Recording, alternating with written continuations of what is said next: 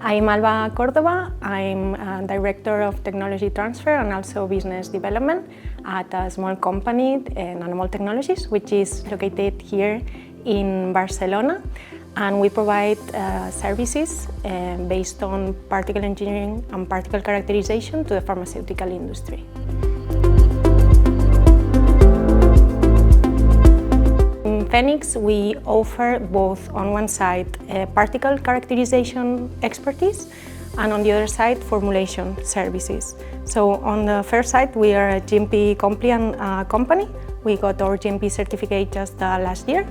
And our expertise here relies on all particle attributes, which are considered like critical quality attributes of nanopharmaceutical development.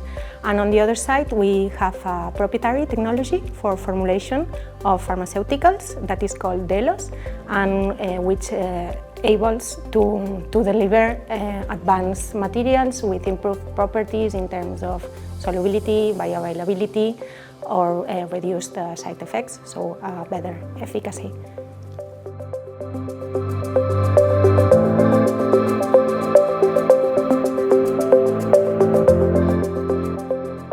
Yeah, it has been great to be able to interact with different expertise from different points of view.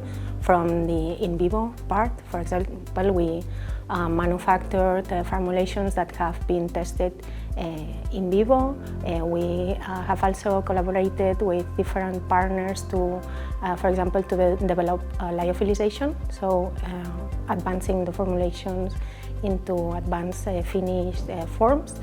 And what has been, I think, the great milestone for us in participating in PHOENIX has been to be able to set up a GMP compliant pilot production plant and tailored to our technology, which is a big step forward for us.